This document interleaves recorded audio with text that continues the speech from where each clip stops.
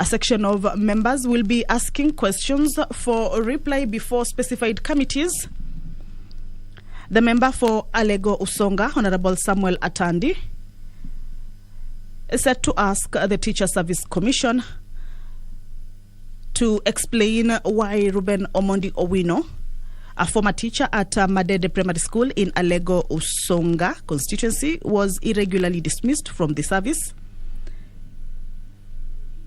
He is also set to ask the TSC to explain why it is yet to reinstate Mr. Owino to the service even after the magistrate court sitting in Siaya acquitted him on the 29th June 2018 from the accusations by the TSC on the basis of lack of evidence.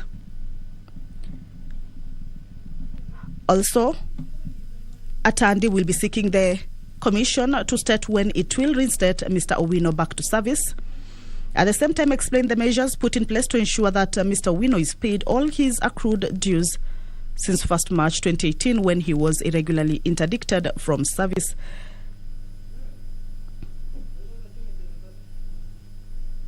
This question will be replied by the Teachers Service Commission. Member for Motate, Honorable Andrew Madime, is also set to ask Cabinet Secretary for Petroleum and Mining to explain why the Gemology Center in Voi, Taita Taveta County, is yet to be commissioned 2 years after its construction.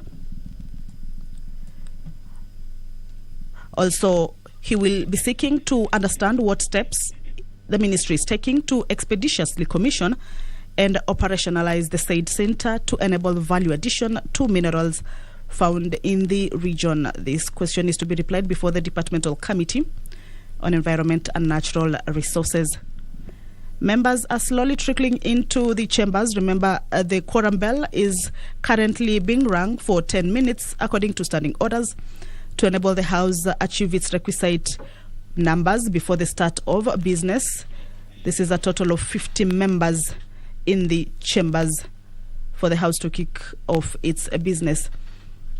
The member for Mathioya, Honorable Peter Kihara, is also set to ask question to the Cabinet Secretary for Agriculture, Livestock and Fisheries, that the Cabinet Secretary explain why Macnat Farm Products, located in Kairi area, Mathioya constituency, which was on 24th May 2019, awarded a tender for supply of coconut and grafted cashew nuts seedlings to 5 counties, namely Taita Taveta, Kwale, Kilifi, Lamu, and Tharaka Nithi, and issued it with 5 local purchase orders. Why it is yet to be instructed to supply the said seedlings. Also, that the Cabinet Secretary state when the said farm will be instructed to supply the seedlings which are still in the nurseries in line with the said tender award. This is a question that will be replied before the Departmental Committee on Agriculture and Livestock. Member for Jomvu, that is Honorable Badi Twalib, will also be asking the Attorney General to clarify why certain state agencies have not implemented orders in an environmental and lands court ruling made on 16th of July 2020, arising from petition number 1 of 2016 relating to residents of Owino Uhuru Village in Mikindani Ward, Jomvu constituency, where the court ruled that 5 state agencies responsible for enforcing regulations are the responsible plant and 2 private entities were liable for the health and environmental harm inflicted on the said community as a result of poor waste management. Members are walking into the chambers following an order by the Deputy Speaker of the National Assembly, Honorable Moses Cheboy, that the bell be rung for 10 minutes for lack of quorum at the House before the House commences its business this morning. The second question that Jomvu MP Honorable Badi Twalib will be asking the Attorney General is what action is the Cabinet Secretary taking to ensure that the court decree is implemented, considering that the 90-day period given by the court for the community to be compensated lapsed on the 15th of October 2020, and that the 120-day period given for the cleanup exercise to be conducted in Owino Uhuru Village lapsed on the 9th of November 2020. And this question will be replied before the Departmental Committee on Justice and Legal Affairs.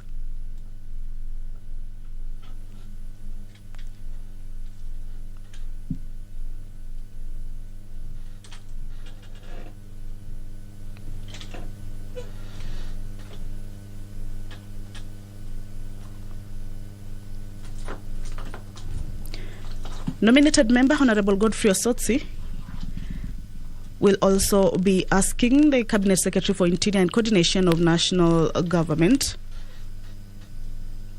to explain the status of investigations into a complaint raised by Transcend Media Group against Safaricom Limited for theft of copyright arising out of a tender flouted by Safaricom Limited in 2016 for provision of creative and digital services, launched with the Directorate of Criminal Investigations, vide inquiry number 14 of 2021. That the Cabinet Secretary also further explained why the DCI is unable to enforce its own summons against Safaricom Limited as contained in its letters dated 29th June 2021 and 15th July 2021. The Cabinet Secretary to also provide details of all complaints filed with the police against Safaricom Limited regarding theft of copyrights, intellectual property rights, and other complaints. Members still walking into the chambers. Remember, before the House commences its business, it has to achieve a requisite number of 50 members in the chambers. This is according to Standing Order number 34, that the business of the House cannot start until the House achieves its requisite number. So here,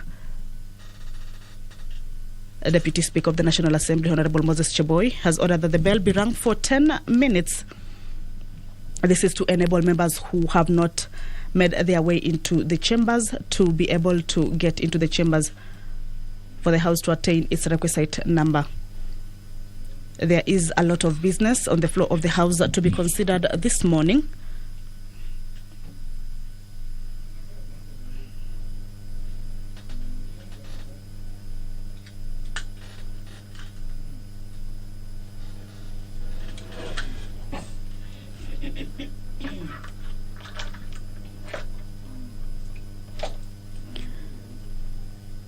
There are a number of bills that are set to be read for the first time.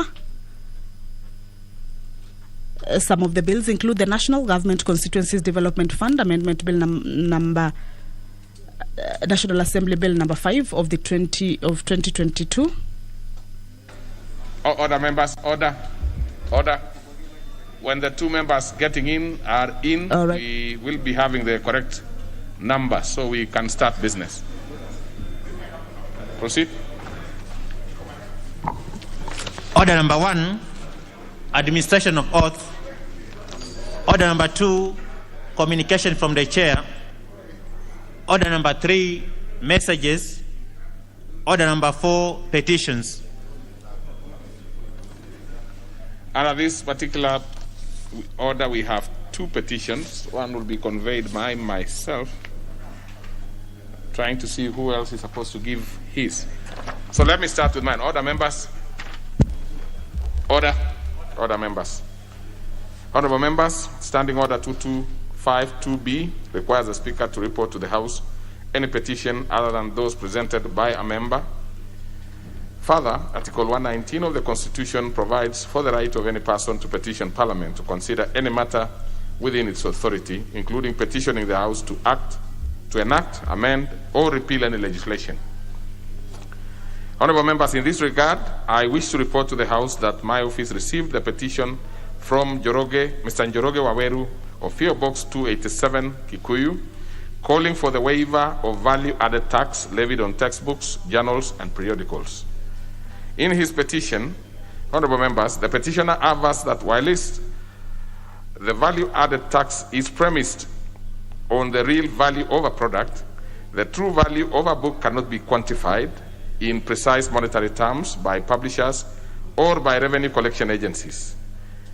He is convinced that taxation on books and related publications amount to predatory distortion of taxation and a contradiction by any government that understands the value of education and that seeks to promote a culture of lifelong learning among its citizens.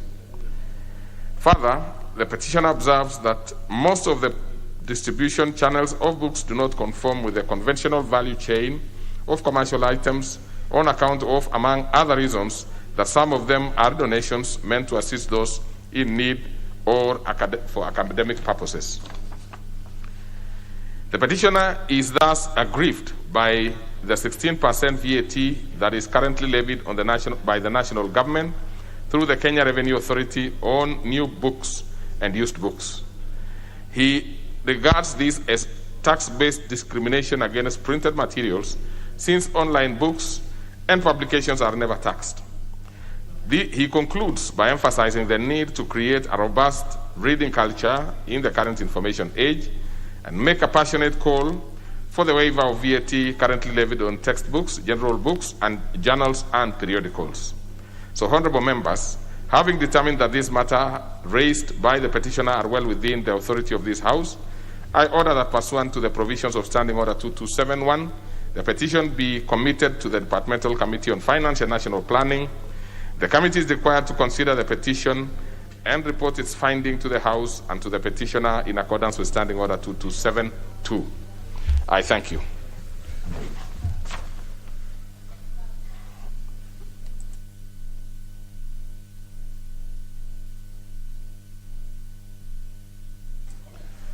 Yes, before I give members to comment, let me ask the Honorable Nyikal to also, present his petition. Then you can contribute to the two of them, either of the two, as you may require. Honorable Nyikal. Thank you, Mr. Speaker. Mr. Speaker, I rise to present public petition number 010 of 2022, seeking compensation for Nyanza, Western Kenya caucus of internally displaced persons.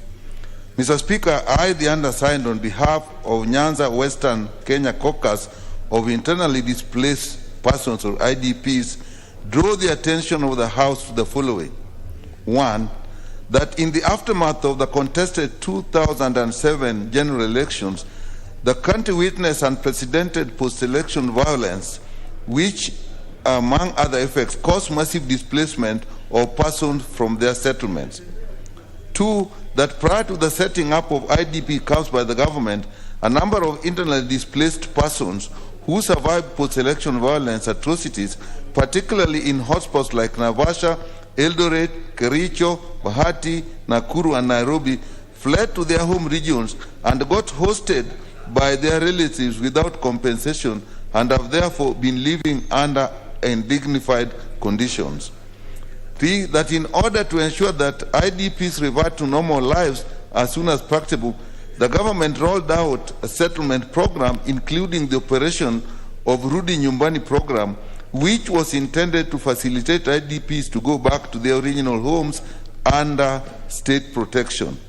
Four, that it is in public knowledge that the IDPs, particularly those who are in designated IDP camps, were compensated monetarily with amounts ranging from 400 Kenya shillings, 400,000 and above, in addition to allocation of land for settlement. Five, that the Nyanza and Western caucus of IDPs comprises of legitimate IDPs who are registered by various humanitarian organizations, including the Kenya Red Cross and the IDP network, numbering about 80,000 people in seven counties in the Western and Nyanza region. That, like other IDPs, the Nyanza Western caucus of IDPs had legitimate hope that they would also benefit from their being resettled or compensated in order to start their lives all over again.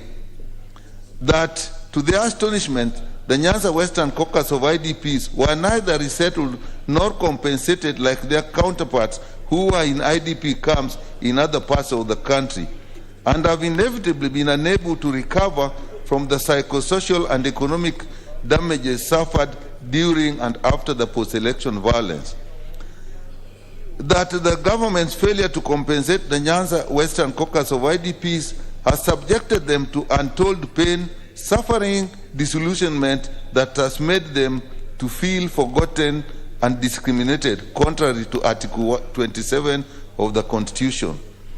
That since 2008, representatives of the Nyanza and Western Caucus of IDPs have, on several occasions, forwarded the petitioners' concerns to the Ministry for Interior and Coordination of National Government on various dates. The most recent attempts being on 16 September 2019 and on 30th March 2021. But the government has not taken any tangible steps to address their plight. That any further neglect of the petitioners' plight amount to serious violation and derogation of their inalienable right to fair administrative action, particularly with respect to the expeditious administrative process. That issues in respect of which this petition is raised are not pending before any court of law, constitutional, or any legal body. Therefore, your humble petitioners are seeking the intervention of this House through the Departmental Committee on Administration of National Security to expeditiously interrogate the issues raised in this petition with a view to determining the circumstances as to why, for close to 15 years since the occurrence of post-election violence, the petitioners are yet to receive justice. To cause the relevant government agencies to ensure that the deserving IDPs under Nyanza Western Caucus of IDPs are verified and urgently compensated in order to enable them to revert to a dignified life like their counterparts who benefited from government resettlement or compensation programs. And 3, make any other recommendations deemed fit in addressing the plight of the petitioners and upholding the rule of law. And your petitioner will ever pray. Presented by me, James Nyikal, MP for Seme constituency, today in this House. Thank you, Mr. Speaker. Very well. Let me consult and see what best committee we can place this one before. Okay, it's fairly straightforward. We commit this one to the committee, the Departmental Committee on Security, right? So we go to the, and before we go to the next order, let me give a few members. Remember, we have 2 issues, the one of textbooks and this one by the Honorable Nyikal. Honorable Pukose. Shukrani Bwana Spika kwa kunipa fursa hii kuchangia petition ambayo imewekwa na Mheshimiwa Nyikal, daktari mbunge wa Seme. Bwana Spika, hao watu ambao wanaitwa IDPs tangu mwaka 2007 wameumia sana, especially wale kutoka hii sehemu ya Nyanza na Western Caucus, ambapo unajua mimi natoka sehemu ya Western na nataka kujiunga na Mheshimiwa Nyikal kuomba serikali ingilie kati, kwa sababu hao watu walipokuwa displaced, walipofurushwa, unakuta kwamba serikali imekuwa ni kama kwamba imekemea sehemu moja, wale ndio wakawa wamepata ridhaa, lakini wale kutoka sehemu za kule kama Endebesi, Kwanza, sehemu za Saboti, Mount Elgon, hizo sehemu za Western, ambapo unakuta wengine hata walihamishwa mpaka nchi jirani ya Uganda na bado angali kule, Bwana Spika, na wanaumia. Na itakuwa mzuri wakati hii kamati inapoangalia hii swala iweze kuita wajumbe ambao tunatoka sehemu hiyo, ili tuweze kushirikiana pamoja, tupate kwamba watu wetu wanapata haki, ili serikali iweze kuwatafutia makao na pia iwapatie pesa ya kuweza kupata makao mazuri ambapo wanaweza kuishi. Bwana Speaker, shukran. Okay, though the honorable member for Endebess is Endebess even in Kiswahili, so you don't have to say Endebesi. It's Endebess.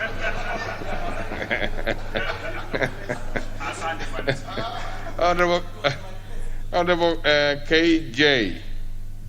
And I'm trying to see, members kindly let me get to know those who want to speak to it, because I want not to use this list. If I do it, then some of the members who do not want to speak.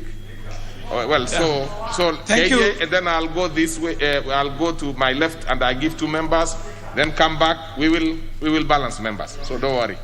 Thank you very much, Mr. Speaker. I want to commend the Honorable Dr. But let's be brief, please, so that many members can speak. I want please. to commend the Honorable Dr. Nyikal for bringing this petition on behalf of these people. And I want to believe that these people that he's talking about are not only people in his constituency, Mr. Speaker. 2017 is quite a long time. And to imagine that there are people who have been displaced without any compensation from the year 2007 is actually to think that this country has some functions that are not functioning properly, Mr. Speaker. However, I'm glad that you have committed this to a committee. And it's a committee of this House. A House that also has the responsibility of budget making, Mr. Speaker. I want to believe that this House can go beyond reading from the Book of Lamentations, Mr. Speaker, and when this committee, when this petition is committed to the relevant committee, I do pray that the committee will remember that it's a budget-making house, this one, Mr. Speaker, so that even as we are going through this budget-making process, we can also consider how much it would take for this compensation to happen. We allocate it in the right budget line, so that even as we are saying that government should be protecting these people who are called IDPs, we also provide for the money that is necessary. Mr. Speaker, the biggest investment the people can make... kindly summarize, please. Just briefly, Mr. Speaker, let me make this point. The biggest investment our state can make is not on mega projects, is not on legacy projects, is not on expressways, Mr. Speaker. The biggest investment this government can make is an investment on the people, Mr. Speaker. Okay. So I do pray that the committee is going to recommend the amount that is needed for this compensation, and it is going to be allocated to the right budget line, so that these people can finally get the dignified life that they deserve. Thank you very much, Mr. Speaker. Member for Bondo. Thank you very much, Mr. Speaker. Mr. Speaker, what we are going through, particularly on this issue of compensation and IDPs, is really, really sad. First of all, it's an act of discrimination. These guys, many of them were given a procedure, and all of them were registered at their various district headquarters with the DCs. What Nyikal has is a big list, authentic list of IDPs that went through a process that the government was very clear about, and their names are there. So when the government somehow by 2017, 2019 was indicating that their last lot of IDPs that they were compensating in Kisii and Nyamira, it was very unfortunate, because by the end of it, many others were left out. And these that were left out are those that are very clearly guys who ran away and went and got different ways of where they could be reposited, where they could stay with relatives and the rest of the other. But those who moved and went into camps were recognized much more than those who got their own individual or private arrangements of how they could get relief. So the government needed to get, and is aware that it was not only in the camps that people were supposed to be compensated. Those who went away also need to be compensated, and that list is there. It's authentic. They must be supported, Mr. Speaker. Honorable Mwamkale Kamoti. Asante sana Bwana Spika. Mimi nitaendea hoja ya kwanza ambayo ni kutoa ushuru kwa vitabu, Bwana Spika, hii ikiwa ni nchi ambayo inasisitiza na serikali ambayo inasisitiza Wakenya kupata ama watoto wa Kenya kupata elimu ya bure, nafikiria vile vile kama wanataka watoto hawa wapate elimu ya kisawasawa, watoe huu ushuru.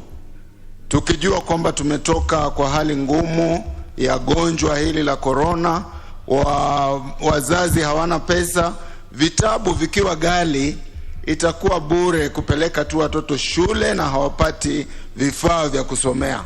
Kwa hivyo naunga mkono ile hoja ya kutoa ushuru kwa vitabu. Nafikiria serikali ingeenda haraka itoe huo ushuru, watoto wetu ndani ya Kenya waweze kusoma, sio tu kwenda shule bali wapate elimu inayostahili.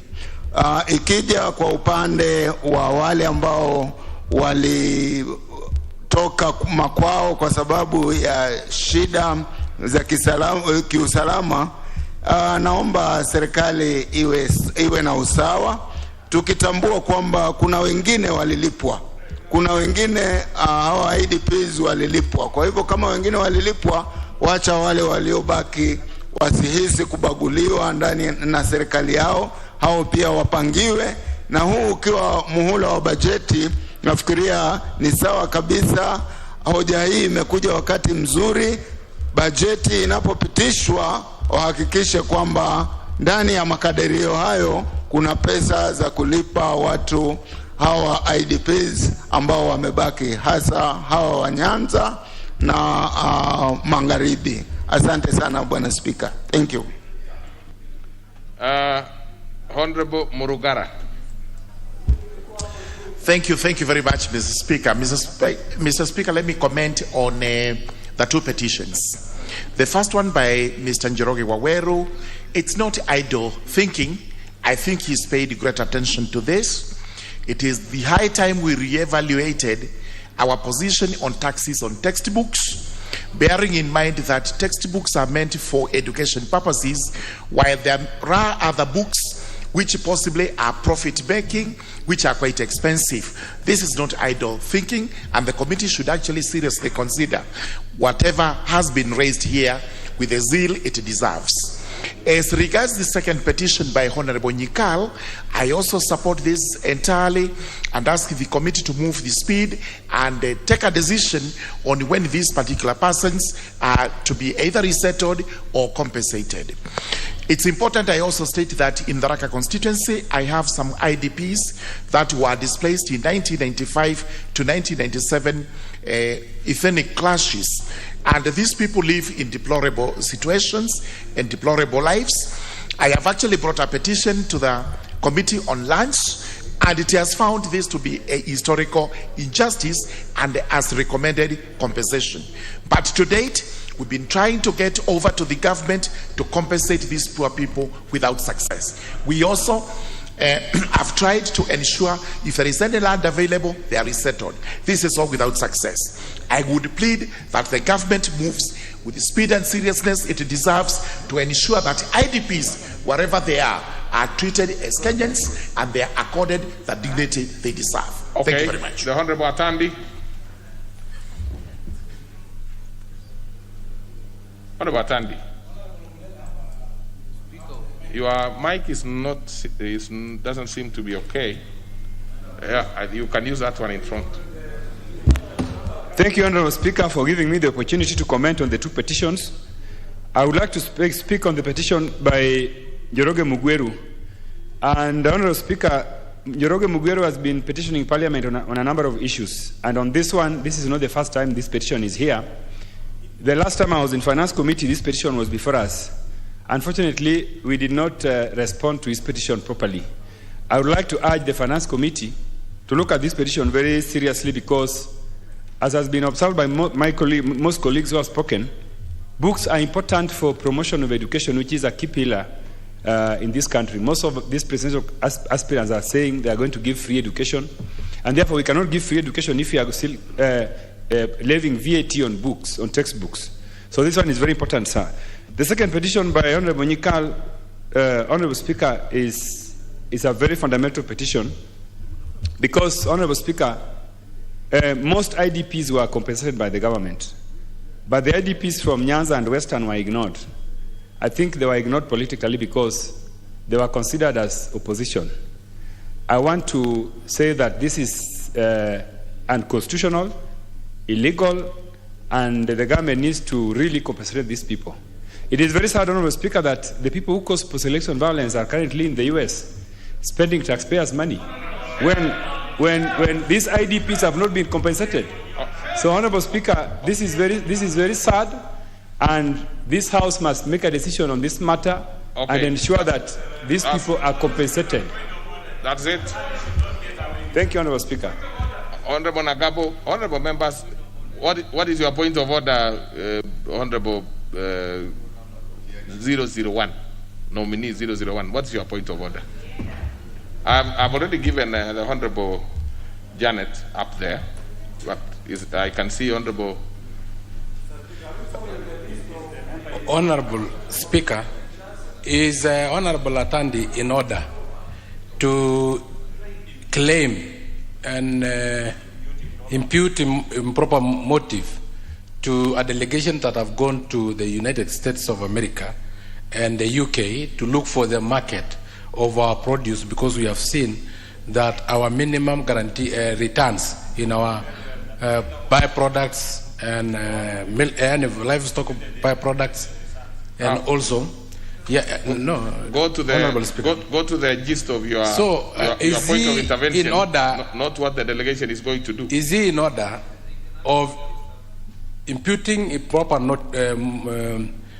motives on that delegation, while the one who caused post-election violence is the single denominator of violence in Kenya by the name Raila Odinga? He should have blamed the right person instead of... Order, Honorable nominee 001. You cannot cure one mistake using another mistake.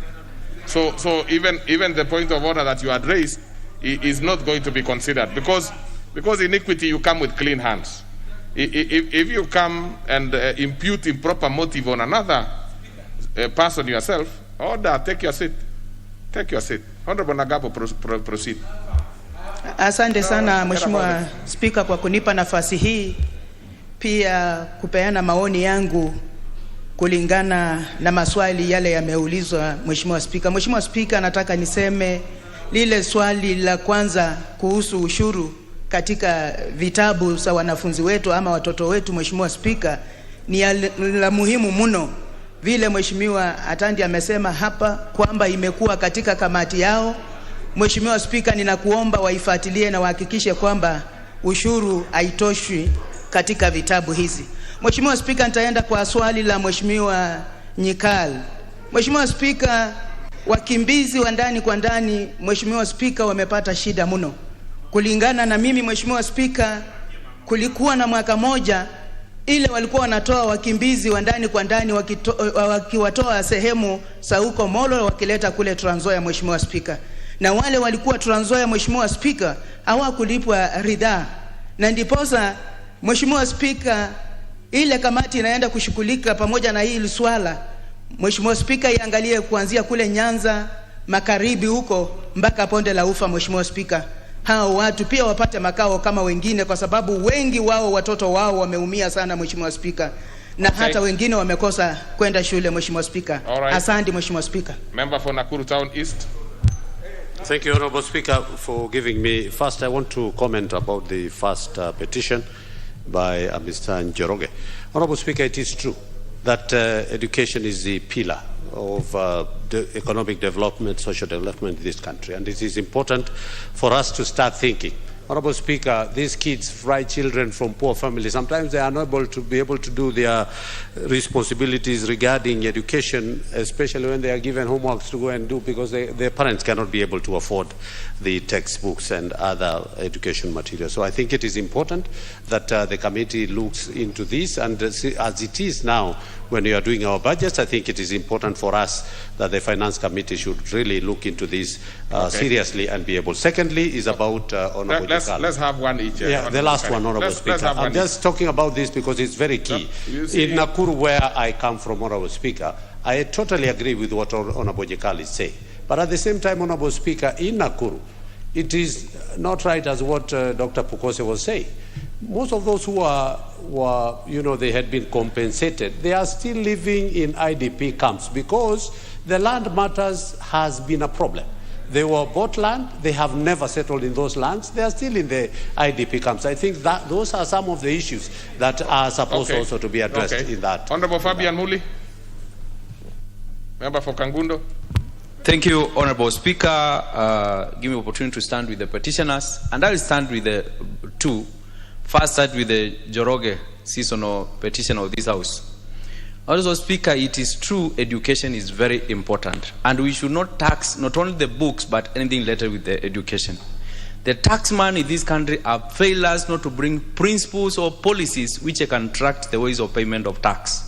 If the taxman today can look other ways to gather resources because the country needs to move ahead with the funds, if you see what they are doing, they're even using police to collect the tax from the common man, instead of coming up to ways which to make people productive, more business to come, and people to pay tax. So I support Njoroge petition by saying that we should let our Kenyans study. If they study, the manpower will be improved, and they'll get jobs, and they'll pay more tax. To go with the second petition, Speaker, I think just make up your mind on one, Honorable Muli, because we are trying to balance and to have many thank more you. of your colleagues. Please. Thank you, Honorable Speaker, but I support and I stand with the Honorable Nika. Thank you very much. The Honorable Jomo Asiali, one. Thank you, Honorable Speaker. I want you to know that I always appreciate when you give me opportunity to contribute. Honorable Speaker, I support both the petitioners, Njoroge Waweru and Honorable Nyekal. For Honorable Waweru petition, it's to cure unfair trading environment, which taxes one side and on the other side they don't tax. And Honorable Nyekal, for starters, it's important for you to know that this election skirmishes started in the Mumias, and of course you cannot convince me that where the skirmishes started, we did not have any displacement, we did not have any property laws, we did not have any human laws. Therefore, Honorable Speaker, I just want to support and quickly ask the relevant committee to move very fast to make sure that these people are compensated, especially now that we are approaching elections, so that this is not carried over to the next House. Thank you, Honorable Madime. Oh, thank you, Mr. Speaker. And the rest of the members most likely will have to go to the committee. Oh, thank you, Mr. Speaker, for giving me this opportunity. I'll give two last members very quickly, so brief, please. Firstly, I raise to support Mr. Njoroge's petition on textbooks. Mr. Speaker, as we are aware that just before independence, our main objectives, one was alongside fighting hunger, also our population was to get education. It's interesting, at least on hunger, we have tried at least some agricultural equipments. We can even get them through tax-free. But on education, even the Englishmen, they normally keep on saying that if you want to hide something from Africans, is to put it in books. It's high time, Mr. Speaker, that this committee goes fast, at least to waive the tax on textbooks. It will go a long way with the free education. Okay. Secondly, Mr. Speaker, for IDPs, if the hammer, let the hammer in all directions. Because if some are compensated and some are left out, it doesn't augur very well. At the same time, Mr. Speaker, just like the other day, sometimes back, Taveta Voi Road was being constructed. Some people, they are to be compensated, but up to this very moment, they are not compensated. So this department, relevant department, should deal with these things both perpendicularly, horizontally, diagonally, every angle. Now, that is enough. Let's go to the Honorable Abo.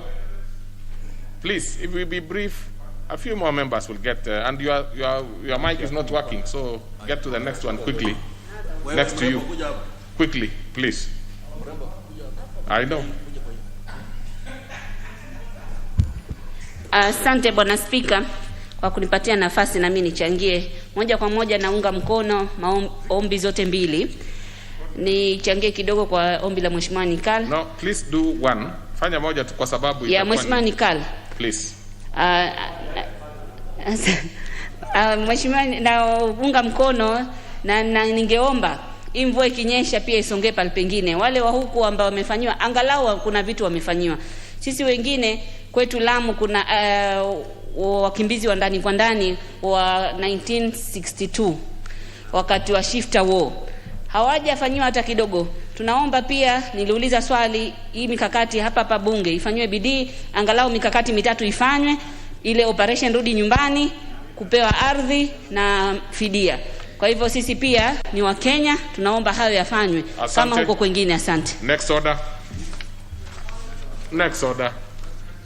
Order number 5, papers. The leader of majority party. Honorable members, we cannot have everybody speaking in one morning. We will have an opportunity for others to contribute. Yeah. Thank you, Honorable Speaker. Honorable Speaker, I beg to lay the following papers on the table of the House today, Wednesday, March 2nd, 2022, morning sitting.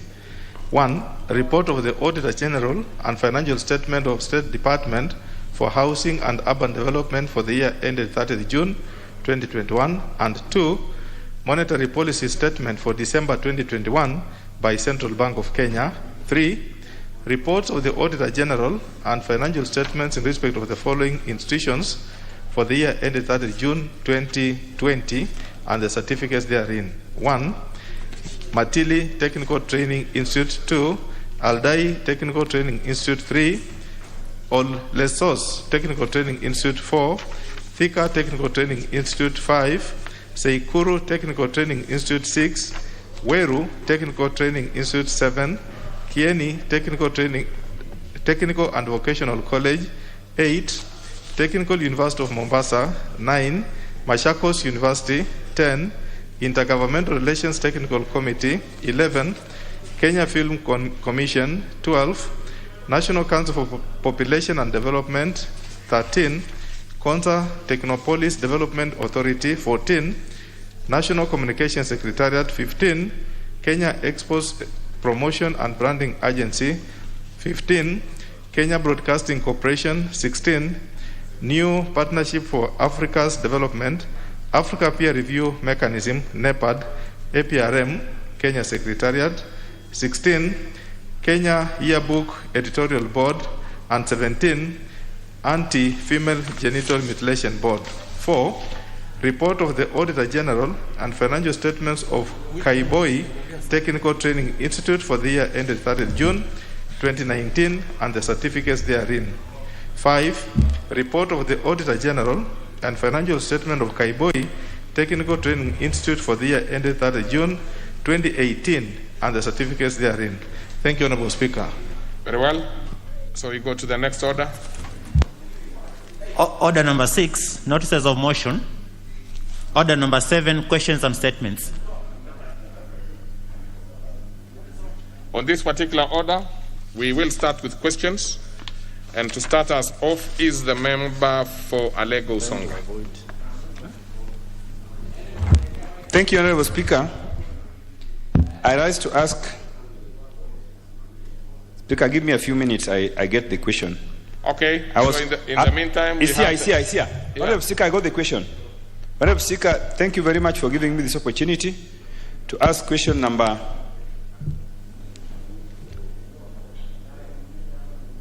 The question is addressed to the TSC, Teacher Service Commission. Yeah, that's the one. Yes, part 1. Could the Teacher Service Commission explain why Mr. Ruben Omondi Owino of personal number 459139, a former teacher at Madede Primary School in Alego Usonga, was irregularly dismissed from the service? Part 2. Could the Commission also explain why it is yet to reinstate Mr. Owino to the service even after the Magistrate Court in Siaya acquitted him on 29th June 2018 from the accusations by the TSC on the basis of lack of evidence? Part 3. Could the Commission state when it will reinstate Mr. Owino back to the service? Part 4. Could the Commission explain the sources? Could the Commission explain the measures put in place to ensure that Mr. Owino is paid all his accrued dues since 1st March 2018 when he was regularly interdicted from the service? Thank you, Honorable Speaker. That will be replied to. That is due for a written reply by the Teacher Service Commission. So we go to the next member, the member from Mwatate. Thank you, Mr. Speaker. Question 050 of 2022 to Cabinet Secretary for Petroleum and Mining. Subsection 1. Could the Cabinet Secretary explain why the Geomology Center in Voi, Taita Taveta County, is yet to be commissioned 2 years after its construction. Subsection 2. What steps is the ministry taking to expeditiously commission and operationalize the said center to enable value addition to minerals found in the region? Thank you, Mr. Speaker. That one will be replied to before the Departmental Committee on Environment and Natural Resources. Next is a member for Madioya, Honorable Kihara.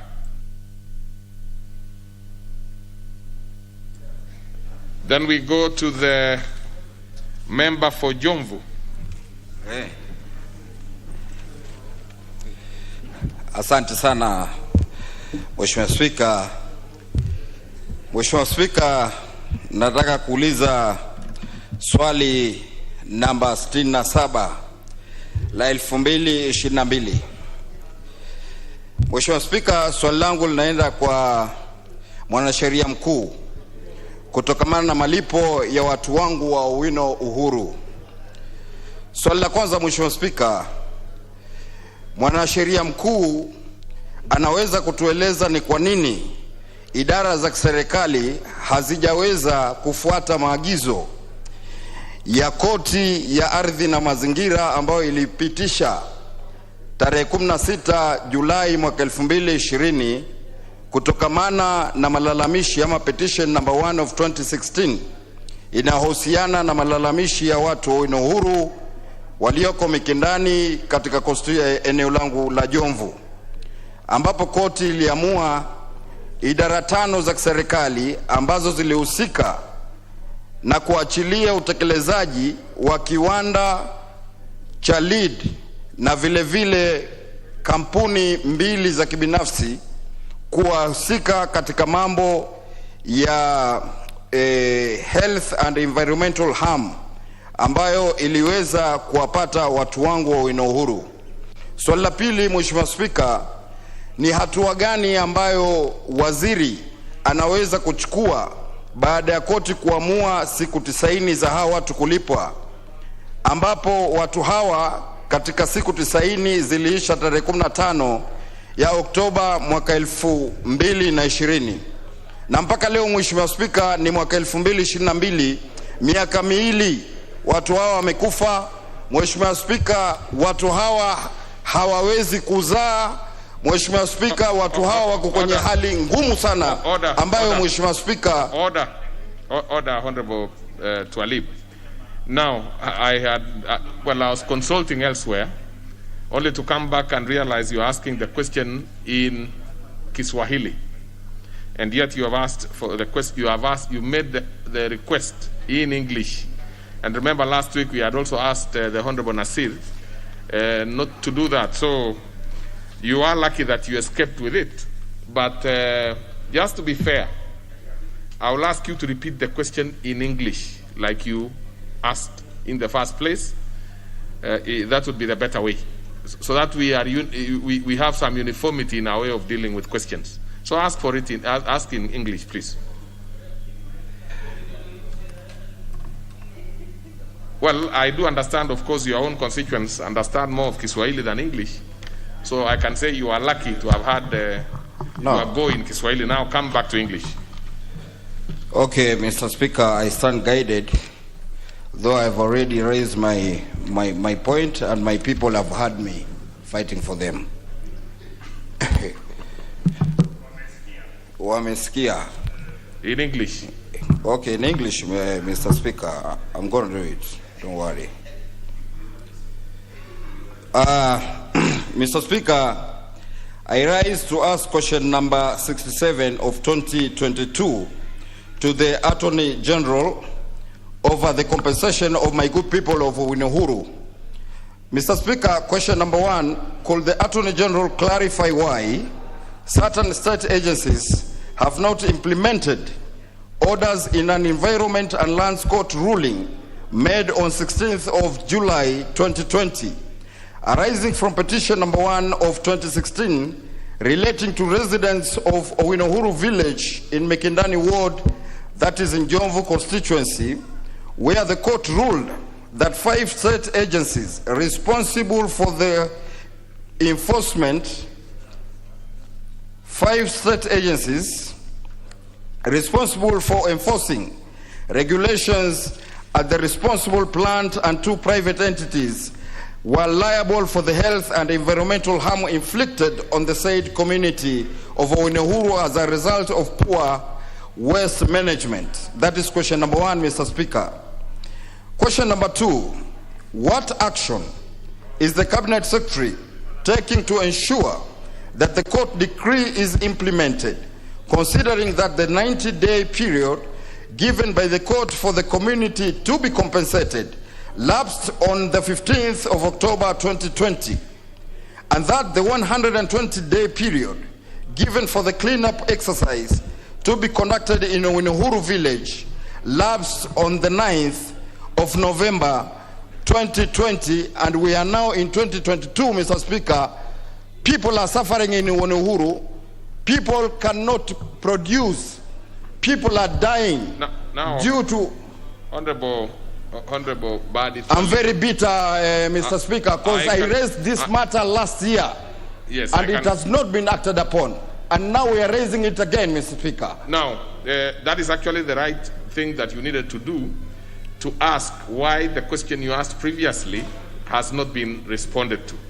And that being the case, the Honorable Twalib. Yes, sir. I really want to know from, and I cannot see the chair, Justice and Legal Affairs. The question you asked, was it directed to the Justice and Legal Affairs? Yes, Justice and Legal Affairs. Yes, I think through the... He is sleeping on his job, Mr. Speaker, since last year. Now, allow me to therefore make some ruling on this, because I can see the concern that you are having. Now, I would like to hear from the Majority Whip, because I might be actually using him now to convey the message to Justice and Legal Affairs. But of course, you know, the Hansard is also there, can be picked and sent to the committee. But Chief Whip, can you please say something to it? Thank you, Honorable Speaker. Before I say, I make a comment as per your direction, Honorable Speaker, it's important, whereas my very good friend, whom we have walked the journey together, is bitter, is not in order, Honorable Speaker, to pass such a hard feeling that the chair is asleep. I don't think if there are beds in this house, Honorable Speaker, for the chair to sleep on. But I'll really appreciate that what he has said is very, very serious for his people. And as the whip, Honorable Speaker, I want to undertake that I'll pass over, I'll do it as a whip and a member of JLAC, Honorable Speaker. Oh, that we that's even better. Yes, we handle the matter very seriously. And now that the House is likely to go on recess from tomorrow, immediately we come back, we must have a report to present to this House. I think that's actually a very good, a very good confirmation. Now, what is your point of order? You have asked your question.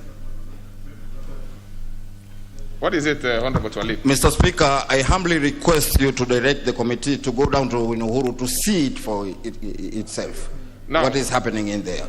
Now, well, Honorable Twalib, as I've said, of course, that's an extremely critical issue you have raised. Now, there is confirmation from the whip, the Majority Whip, who is also a member of Justice and Legal Affairs, that the matter will be given the attention it requires. The issue of me, making a ruling that they should go on site is something that has never happened here on questions. If it was a petition, for example, if it was something else, it would have been easier for me to make that kind of ruling. But you see, the committee should also, out of their own, we normally say suomoto, on its own motion, can make a decision to go and see what is happening on the back there. But for now, we will follow what the standing orders asks of us. We commit to the committee. The committee will get, of course, a response from the Attorney General. But if they require, or if they so feel that they really want to have better confirmation, they are free to do anything else that can be able to sort out your matter. But what is most critical is the fact that you have asked this question before. So it means, therefore, that we really need to make sure that you get your answer. So I think that is ruled. I hope that satisfies you, the Honorable Twalib. So we go to the member for Kwale. Member for Kwale. Thank you, Mr. Speaker. I beg to ask this question to the Cabinet Secretary for Water, Sanitation and Irrigation. Number 1, when will the Coast Water Service Board submit the files for 34 retired civil servants who served under the board until their retirement for purposes of processing and payment of their pension dues to the National Treasury and other relevant departments, whose personal numbers are as follows. Personal number 021492, 029116, 030373, and 034166, and 034383, and 031139, and 034084, who retired in the year 2014. Then number 197705422, and number 030474, and number 034514, and number 019420, and number 061982, who retired in the year 2015, and number 034386, 059038, and 057976, and 030366, and 034604, who retired in the year 2016, and 034163, and 034068, and 019400, who retired in the year 2017, and 053274, 058219, 034295, 034631, and 1982080, who retired in the year 2018, and 050566, 034183, 037177, 030474, 034320, 034163, 268, 050507, and 03554, who retired in 2019. Question 2, what measures has the ministry put in place to ensure that the board submits files of retired staff to the National Treasury and other relevant government departments for processing and payment of dues to the beneficiaries in a timely manner? Very well. That will be replied to before the Departmental Committee on Agriculture and Livestock. Honorable members, I encourage you to be saying Roman 1, Roman 2, Roman 3, because when you ask, you say it's going to be a second question, members are only allowed to ask one question at a time. Well, it will go to that particular committee. Should there be any other issue that can be raised there, we will be able to, because it doesn't seem to, there are quite a number of issues that makes some sense. Let me confirm something. These are water matter.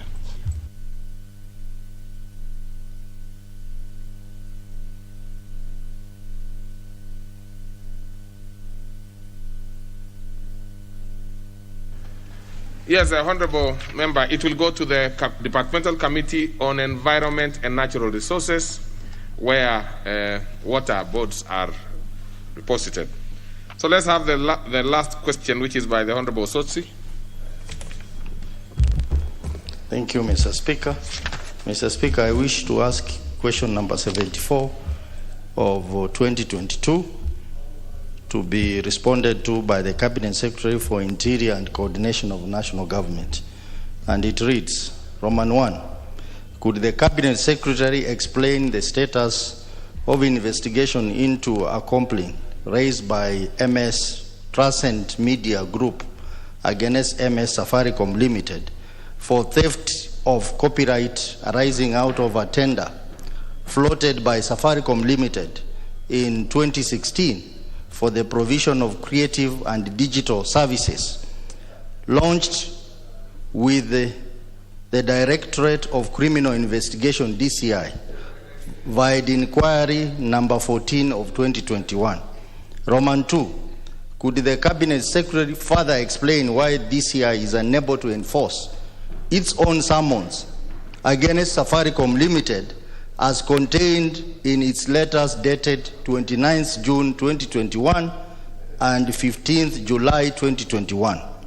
Roman 3, could the Cabinet Secretary provide details of all the complaints filed with the police against MS Safaricom Limited regarding theft of copyrights, intellectual property rights, and other complaints. Roman 4. What specific step is the ministry taking to ensure that large corporations, in particular MS Safaricom Limited, comply with existing laws and ethical standards? Thank you, Mr. Speaker. Very well, and question well asked. That one will be replied to before the Departmental Committee on Administration and National Security. So we go to the next order. What's your point of order, the Honorable Christopher Omulele?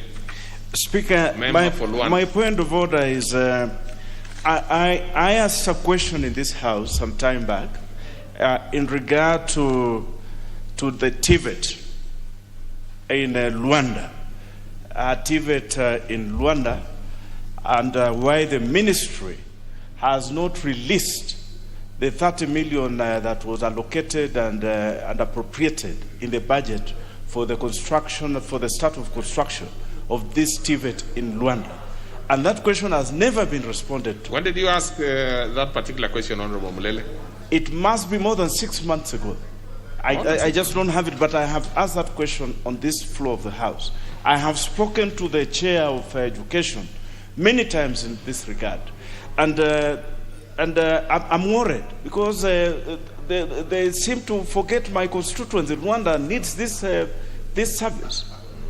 So, Speaker, I think the Committee on Education, the Chair on Education needs to rise to occasion and tell the people of Rwanda where these funds are, because these funds were appropriated in the budget, and we don't know where these funds are up to now. Yes, well, are you a member of Education? I just want to add something to it. Why? Okay. I also have pending questions. Committee on Education. Same question. What is this one again, so that we can now have the whip? Yes, thank you very much, Mr. Speaker. Mr. Speaker, about 8 months ago, I had 2 questions which were on teachers. One was on deputy head teachers, the other one was senior teachers in the Raka constituency. We had these questions asked about 8 months ago. They lapsed. We have had to re-ask them, and even to today, we are not being told when we to expect answers from that ESC of other places, which is supposed to be 1 week, maximum 2 weeks. The Chair on Education, who rarely comes to the House, is actually not rising to the occasion, and this is to the detriment of everyone, not just in Rwanda, in the Raka constituency and everywhere else in Kenya. Can we have a wake up and start working, because this is not fair? Now, I am seeing the difficulties you are having, Honorable Members. Honorable Mulele and the Honorable Murugara, remember all the questions that were asked last year lapsed. What we did as a House is to save statements. We did not save questions. So that one thing that we really need to do, because this is we have very few, working days before this Parliament is adjourned sine die. I think those questions need to be reactivated quickly, but in the meantime, even use other avenues to very quickly, try and resolve the issue.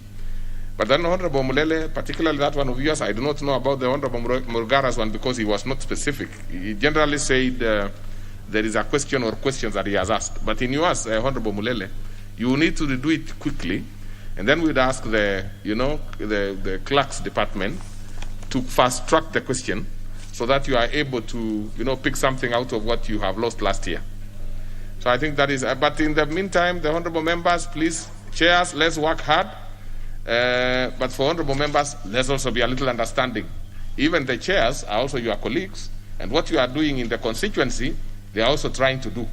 So the honorable members, because sometimes I was told, in fact, even members sometimes are not even available for the meetings when so we want to try generally to see how we can be able to pick some things out of these last few days. But what is it, Honorable Murugara? What is not true? What did you say, Honorable Murugara? We members of Parliament, let's say we members of Parliament may be busy out there campaigning, but what I know for sure, It is not the members of parliament, it's not the chairs who take these things to the ministries and the commissions. It is actually the secretariat. And as soon as you ask a question, the following day it is with a particular agency, either a ministry, agency, or whoever is concerned. I know for sure 8 months ago, these were taken to TSC, but nobody has made a follow-up. I have re-asked the questions in January. We are in March. We have not had any response. We are not being told anything. The reason we are not being told anything is the committee. But the reason we are not getting responses from out there is the leverage. Okay. The whip, please communicate this to the chair, education. Let's see the number of questions that are pending within that committee. And of course, at the liaison level, I believe we should also be able to ask chairs to give us the number of questions that are pending so that we can see how we can be able to help each other, you know, achieve something out of it. But leader of, Majority Whip, what is it that you have to say? Thank you, Honorable Speaker. I just want to say that I concur with your direction, that I inform the Chair Education accordingly. Yeah. But Chair, Honorable Speaker, there is an issue which Honorable Mrungara said that needs actually to be corrected. He said that a chair who is never here, I want to report before this House, Honorable Speaker, that the Chair Education sits always at the right-hand side of my sitting. He is always in the House. The only thing that she has to do is to make sure that she reports back either progress or a fulfilling answer to the questions that members have raised. And Honorable Murungara, I wish to make an undertaking that tomorrow let the chair report progress on what you've raised. If not, she has to give a substantive answer on what is happening on your question. Thank you, Honorable Speaker. But remember, the Honorable Whip, the ones from where I sit, what Honorable Murugara seemed to have asked are questions that requires a written response by TSC. So all we need to do is to coordinate so that, you know, the position, and that's why I'm saying, members, you also be understanding. You know, the chairs also have constituencies, as I said, and most importantly, sometimes when the questions have been set out, sometimes they delay. Probably they should have reported so that we know that there are issues. So let's leave it there. I think it's something that, let's leave it there. What is the point of order, the member for the Rakanithi? Thank you, Mr. Speaker. Mr. Speaker, I want to agree with you that the chairmen are our colleagues, but they should also know that we are asking questions on behalf of our citizens. They should be fair to us, because once a question takes like 6 months, surely, that is very unfair, because the people who have sent up they are waiting for the answers. So as we really understand them, they should also understand us, Mr. Speaker. Yes, and I do not want to really, I agree that the chairs must be extremely active. I know many of them are extremely active, but I also want to tell you that chairs committees, and these committees consist of members, including the ones who are here, including you, the member for Tharaka Nithi. So let's all collectively try and help each other, make sure that these issues are resolved. Please, honorable members, allow us to make progress. If it is on the same thing, I will not accept. No. If it is on the same thing, I will not accept. So let's start with the Honorable Gikaria, but if it is on the same issue, I will not allow you to progress. This is, Honorable Speaker, and this is very important. Sometimes some of the questions, last, I think 2 weeks or 3 weeks, you gave directive on a question that was asked by Honorable KJ. And he asked about this scrap metal thing. And Honorable Speaker, that is a very critical, that is actually almost everywhere. And our people are suffering. And with that kind of, and he asked for a personal statement, which has not even been brought on the floor of the House. Honorable Speaker, I think we should be taking seriously on matters that affect our people, on an urgency matter, like particularly on this, that it has rendered thousands and thousands to be jobless. So I think that would go a long way in addressing some of these issues that Honorable KJ had raised. Same issue. So I've already made a response to that. No, I don't think it's different. Looking at your eyes, I believe it's the same thing. Because, you know, I want us to make progress. But what is it? What is it that is so burning? What is it that is burning? Straight to the point. Mr. Speaker, I'm actually rising to agree with you that there could be difficulties that the chair people are having with with the government where we're asking questions. And I was wanting to hear you guide us even further, Mr. Speaker, where in cases where we have situations, for example, the Ministry of Education, there have been several questions that I have put to the committee. However, the minister has chosen to answer these questions through the media, Mr. Speaker. Mr. Speaker, I was thinking that you're going to guide further on what committees should do when these ministers do not respect this House, Mr. Speaker, and in fact take up the questions that are asked here and go and answer them in the media and never show up in front of these committees and end up having these questions elapse at the end of sessions, Mr. Speaker. And a notorious offender is the Ministry of Education. Okay. So, Mr. Speaker, as you are sympathizing with the chairperson of education, you've also got to guide us as to what we need to do with some of these government officials who take this House for granted, Mr. Speaker. That guidance will, will be made useful tomorrow if the chair of the particular committee, because the whip has said that they will coordinate with the chair, whatever response she will give. If she is having difficulties with coordinating with the ministry, that will be a matter that will be resolved then. So your issue has been heard. Of course, the House must be taken seriously. I mean, you cannot be acting in vain.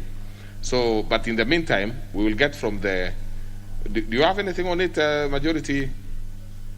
Thank you, Honorable Speaker. Honorable Speaker, in reaction to what my colleagues have been asking, I've been in touch with the Chair Education, and she has sent me a text, in fact, on my phone, asking that members who have various questions to appear next week to respond, that the CS shall appear next week to respond to the questions that have been asked. So, Honorable Speaker, in addition to the progress reports you intend to put tomorrow, colleagues, be available next week. Allow me to respond to the Speaker. Now, Honorable Murugara, I think you are being extremely unfair. Because you are actually the one who has pushed the whip to even very efficiently talk to the Chair Education. Yes. And has gotten a response. Now, when he's saying that she is available next week, what you have said, and I've heard you, Honorable Murugara, is that you are on recess. Now, you see, the Chair is sacrificing to be here together with her members over the recess. And you yourself, of course, which is also understandable, you probably want to be at home to, work out your political matters. It is normal. That is why I was saying it is important for members to understand each other now. She has said, now what we should be doing is not to sit back and expect to be notified. You should be asking whether your question is among the ones that are going to be responded to. Once we are able to resolve that, we should be able to know now there are others which have not been responded to, and therefore we should be asking the chair what the issue is. So what the chair has done is to really sacrifice her time, because she's a politician like yourselves. So, and I think I should commend the majority whip for being very efficient. We would have expected, in fact, I do not see why we should be expecting a progress report tomorrow. What we should be expecting is quietly we should get to know which questions are being responded to. We must save the time of the House. And then we quickly notify the members. Those who will not be available can also indicate that they are not going to be available, so that their question is put pending, can be answered when we come back from recess. But then therefore, at that point, no member should complain that there was delay, because the delay was on the request, upon the request by the specific member. I think the issue of questions, members, now we can put it to rest. So we go to the next order. Order number 8, the Public Debt Management Authority Bill, National Assembly Bill number 36 of 2020, second reading. Mover to reply. Yes, let's have the mover replying, and that should be the Honorable Sakwa Bunyasi. And by the way, Honorable Member, on questions, I have deferred the question by the member for Madioya, the Honorable Kihara. Honorable Kihara Peter, deferred to the next available opportunity. Proceed, Honorable Bunyasi. Thank you very much, Mr. Speaker. It's my great pleasure to move to reply after the very, very fruitful debate we had last week on the issues of on the Public Debt Management Authority Bill number 36 of 2020.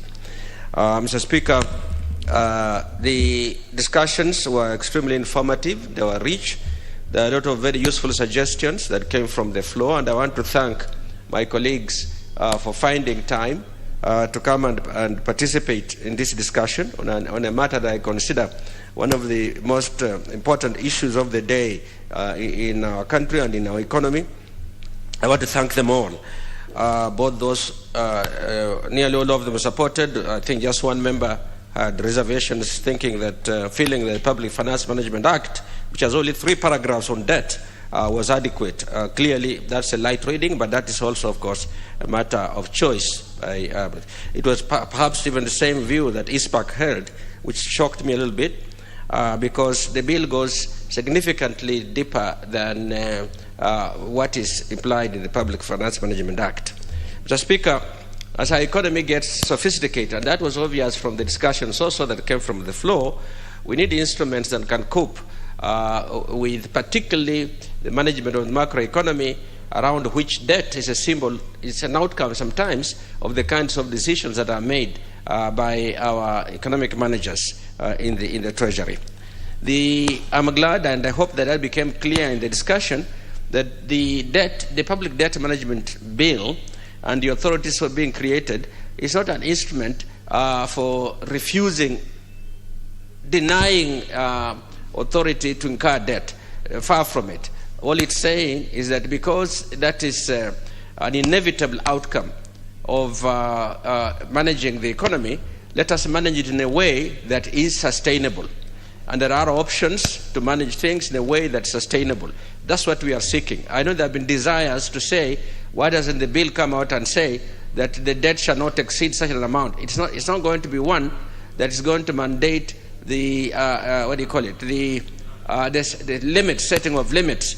The setting of limits is already embedded in the existing legislation, and it would have been adequate if the institutions involved in deciding on what that limit should be and when and why were fully diligent. And there is an issue of, I must say, that came up also yesterday in the discussion on the issues around the MTDS and the BPS, that perhaps we do not focus sufficiently on the importance of a deficit when budgets come up.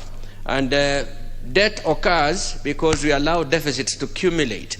It's that accumulation that leads to a final figure of debt. It's that accumulation that has proceeded, barely checked, that has led us to where we are.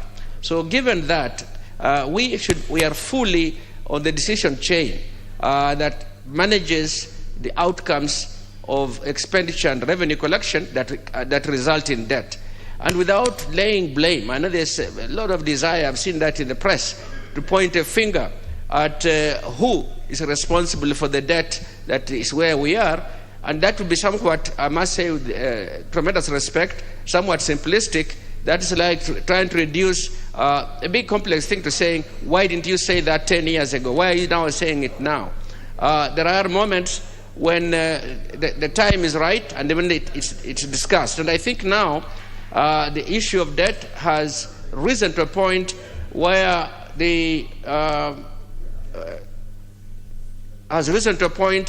now wananchi are also conscious of the impact of debt on us. And I think the bill in that regard is quite timely. I also want to thank those who participated in the public hearings. They provided detailed questions. They included major institutions, the Capital Markets Authority, the Kenya Bankers Association, the Central Bank of Kenya, and many others without trying to name them all. They provided very detailed comments that the committee thankfully considered and will be reflected in amendments that we shall bring forward. I want to thank the committee itself, the Committee of Finance. This has taken a while, but I appreciate the fact that they are busy, they are very busy. And Mr. Speaker, I will also be, as an aside to this, be suggesting that the House consider, and I'll put it in writing later, the House consider having a specific committee that will look at the macroeconomy and debt, so that the issues that are coming up, and there are going to be many more coming up, can be dealt with by a committee that will have a bit more time to do it, provide responses in a more timely way, and also to save. I sat with the finance committee and I know how busy they are. I know they are not idle. So this will just increase efficiency in the management of the our oversight responsibility in this Parliament around the issues on the economy, and the biggest of them, of which is the public debt matter. Mr. Speaker, there have been very many useful comments that I will support and move with the committee to amend the bill on. One of them was the issue of what constitutes independence of such an authority. I'm glad that many people who comment do realize that having a little corner office in the Treasury called a public debt office is not enough. They don't have capacity, and I have talked to them. I've talked to all of their managers there. They don't have capacity. They don't have authority to provide views that may be contrary to what the Secretary would like as of that moment. And indeed, the decisions that need to be made may sometimes not be in agreement with what the Treasury would have liked to have, because remember, when you have authority to decide how much the expenditure should be and what the taxation should be, of course, all of it via Parliament, you can then easily simply be manipulating the taxation to fit the expenditure framework that you would like to have at that moment. But there needs to be an independent, well-informed authority to say that if we are going to have an optimal growth path for our economy, these kinds of expenditure should be the priority ones in our pipeline. And in so doing, you'll bring in, if those are then agreed as our priority ones, then they need to be funded. And they can only be funded to the extent that the economy can afford to fund, including the borrowing option, the taxation and the borrowing option. Having an optimal combination of these, expenditure on the one side and revenue on the other side, which can be sustainably raised, is very important. And there are issues of judgment that come into it, judgment underpinned by good analysis that are needed, that do not always exist in one person, in one institution, the Treasury. So I'm very glad that the House, in their comments to the debate, their contribution to the debate, agrees with the proposal that let's have an institution that can have the competence, the capacity to be able to provide informed thought.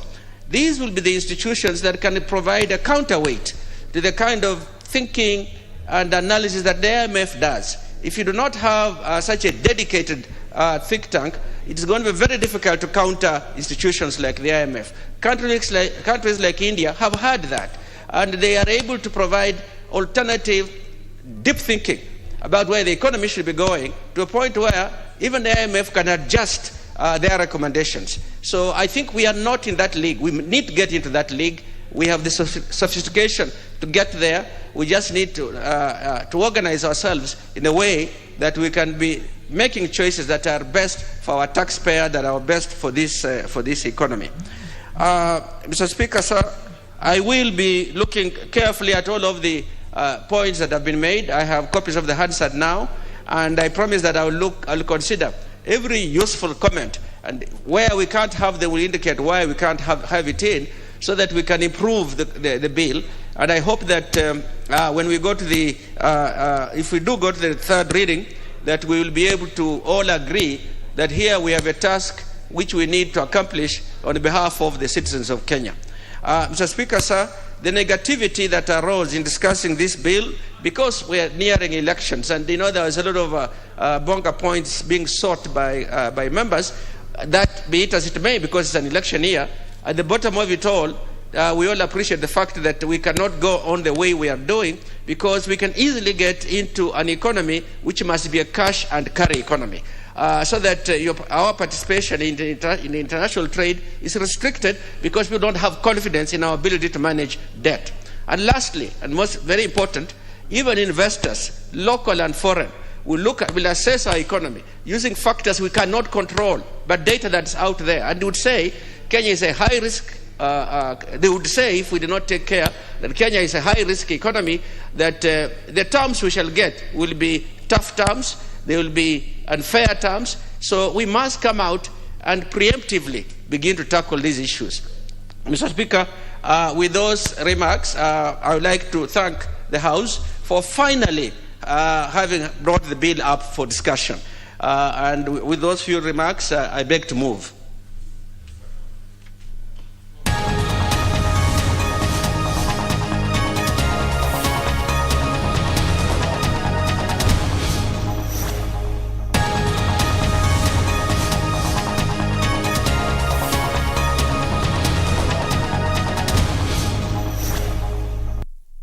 Using or processing one's personal information without authorization is an offense under the Act and is an infringement of the privacy rights, and there's need to protect these rights, Madam Speaker. Moreover, Madam Speaker, the Computer Misuse and Cyber Crimes Act of 2018 seeks to detect, prohibit, prevent, respond to, investigate, and prosecute computer and cyber crimes. Madam Speaker, what the question then that begs is, what are these agencies doing as lawlessness and insecurity of our data is coming to really unprecedented levels as we speak, especially during this electioneering period? The country needs new strategies to mitigate the threat to its cyberspace and come up with more adequate cybersecurity measures in key sectors, Madam Speaker. In view of the above and importance of this matter, perhaps you may also wish, and it will be my wish, that as much as this is asked under 47.1 to allow us to go to the depth of this, that this would be looked into, because we really do need to make sure that even if it's as a matter of risk mitigation or as a matter of taking this opportune time to ensure that we don't see a situation where good leaders are locked out of this election because of cybersecurity. Bad leaders are using these kinds of unprecedented and unlawful methods through the cybersecurity to advance really terrible breakage of the law, Madam Speaker. Madam Speaker, I thank you for allowing me to present this, and pray that this gets given to us, to a committee, to just look into this issue, because it's becoming really prevalent. And as where I sit as the chairperson for the Center for Multi-Party Democracy, this cybersecurity is a threat to our democracy. I thank you, Madam Speaker. Thank you, Senator. Senator Musuruve, you want to make a comment on that statement? Senator Musuruve. Thank you, Honorable